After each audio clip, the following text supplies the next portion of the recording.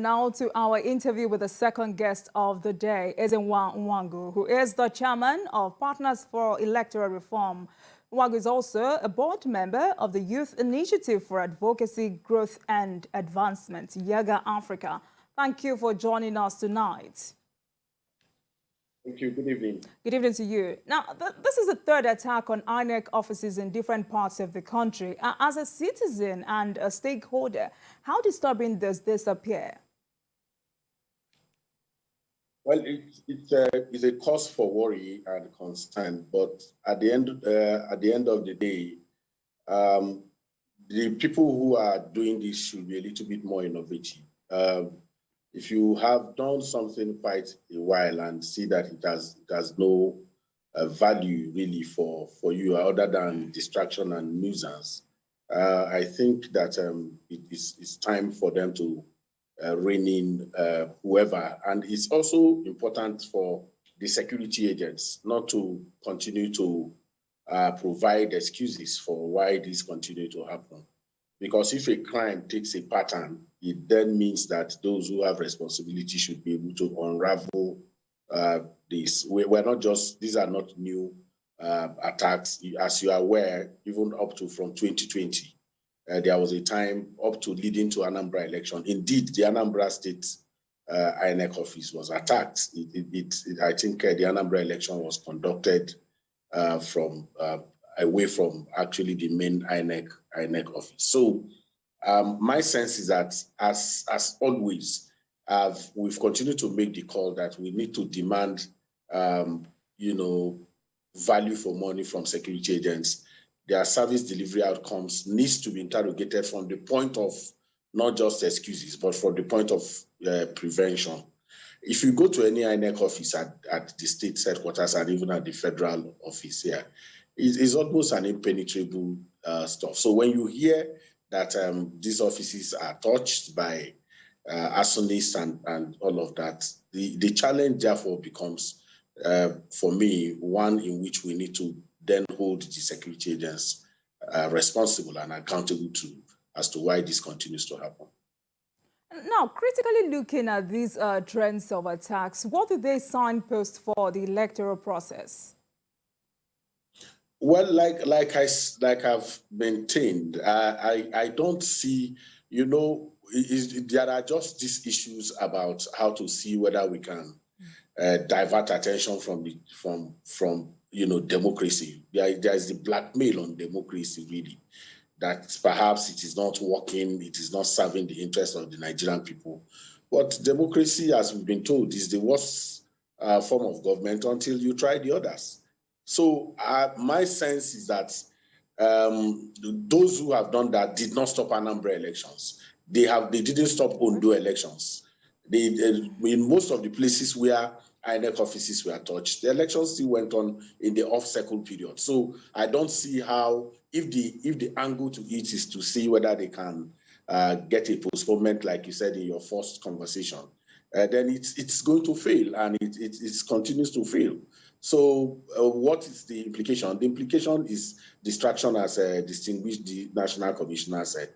But we need to, like I said, there are issues around location of INEC offices. What kind of buildings do they have? Now that you know that there are intention to touch those offices, what are the preventive firewalls that are being put together? We can't continue to lament and always explain what has been destroyed and the rest of them.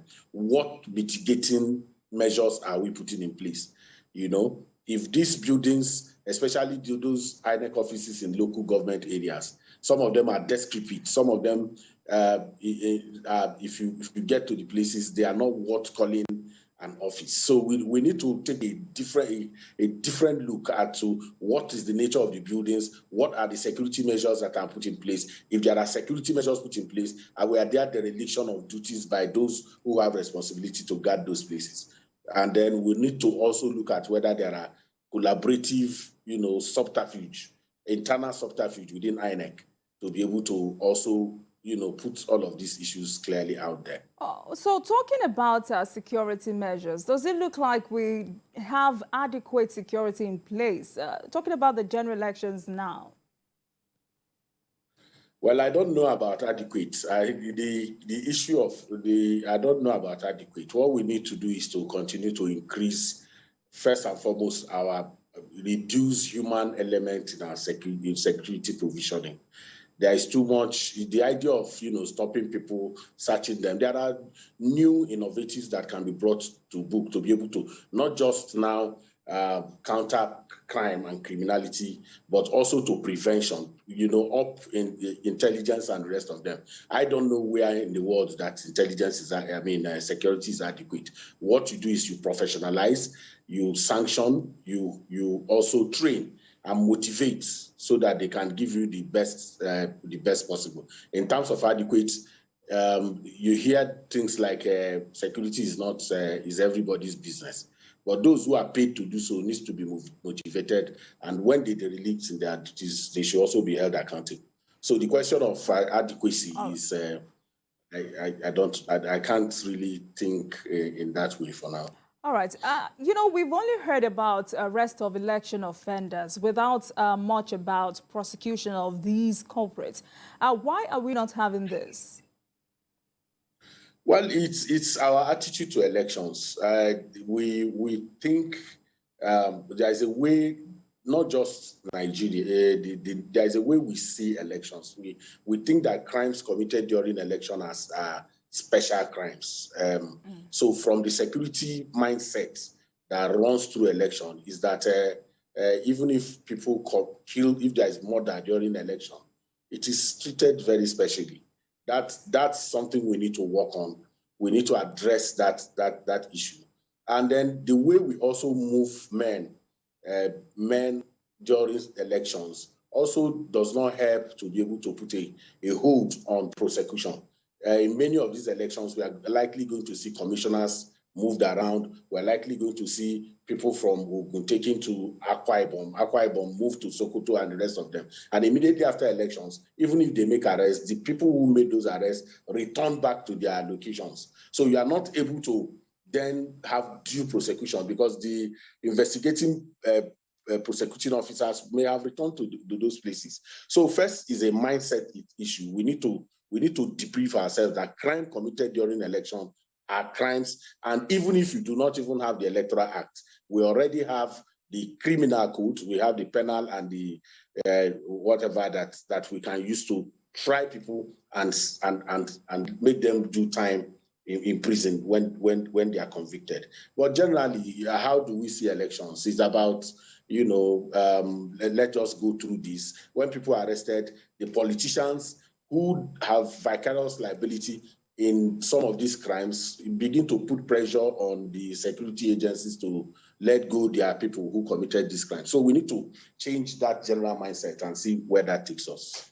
All right, so let me quickly have your take on this movement of senior police officers across the country. Do you see this as good for elections? It has not worked because whatever it is you're curing by doing that, there are handover notes. Even if it is for to prevent corruption, most of these people are classmates. Most of them went to the same academy. Most of them went to the same training, which you think you are preventing that. But in terms of institutional memory, in terms of knowledge of the environment, you deprive the person who has been on ground there the opportunity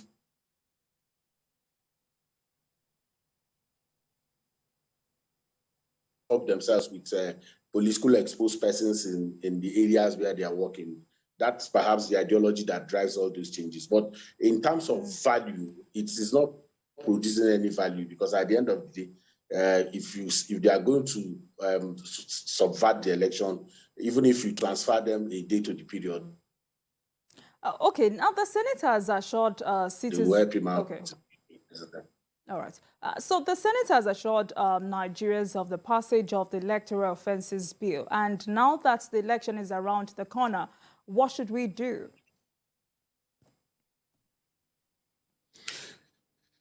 See, I think as much as I am very committed to the passing of the Electoral Offenders Act, which of the electoral crimes don't we already have laws with which we can prosecute them? So whether the Electoral Offences Commission is passed or not, if it is vote buying, is already criminalized in the Electoral Act. If it is violence, whether it is battery, assault, murder, kidnap, we already have laws to try those. It doesn't matter whether those crimes are committed during election.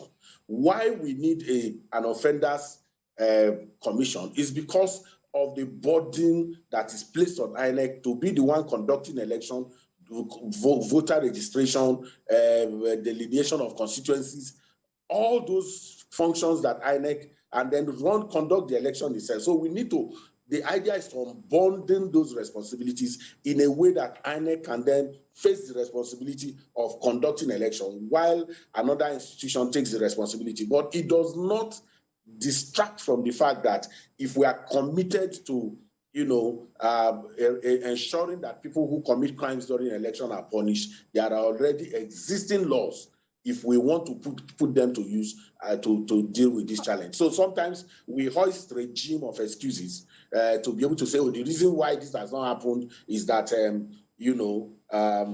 Electoral Offences Commission has not been passed. But just use the obstacle, for example. In most of those obstacle elections, in some states, you deployed 31,000 policemen and women.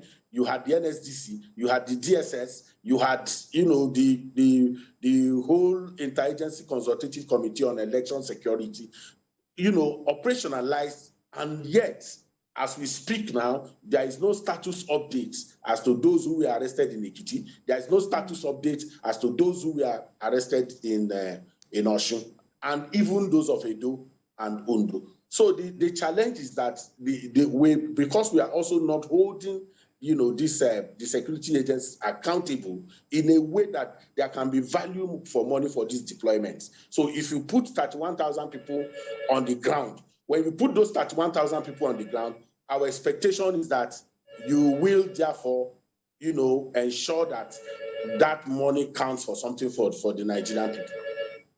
All right, but then if Inec's facilities and equipment continues to get burned, would it not compromise the electoral process? Well, the challenge, like I said, the election is still very far off. We have an election in February. The security agents have responsibility to ensure that they do order in their power to degrade the ability of these criminals to continue to touch Inec offices and cause the kind of harm that we are seeing them cause. Okay, now what's your view about political intolerance that usually pervades our electoral process? Well, politicians always seek for dubious advantage. So the intolerance has nothing to do with issues. It has nothing to do with the challenge that the governing the country provides. Is about very petty issues, as you can see all over the place. It's not about what they are going to do for the Nigerian people. It's not what the Nigerian people are putting on the table for them to do. It is about power. It is about acquisition of power by all means necessary and by by any means. So that's the reason you see that intolerance. But if we can change the narrative, if we can take off the narrative right now and begin to cause people to, be responsible in terms of what they are going to do. The long period of campaign period that we have is an opportunity to help us now see what we can do to ensure that citizen groups and organizations are the ones setting an agenda. And we can make 2023 election to be people-centered in terms of what we as a people are putting on the agenda and not what the politicians are giving to us. All right, so before we let you go, it is exactly 8 days to the elections. What is the level of confidence you have in Inec as the electoral umpire prepares for these elections? Well, I am confident that, first and foremost, we have tweaked with the legal framework. That the new legal framework has inspired confidence, but laws by itself does not make any change. It is the determination of the people, the mindset of those who are going to be conducting these elections that will help us to determine what we can do with 2023. So, but I'm confident that we'll have a good election, really. Thank you very much, Mr. Nwagwu, Chairman of Partners for Electoral Reform. Thank you very much for joining us on Politics Tonight. Thank you so much. We should let you go now. Thank you very much. All right.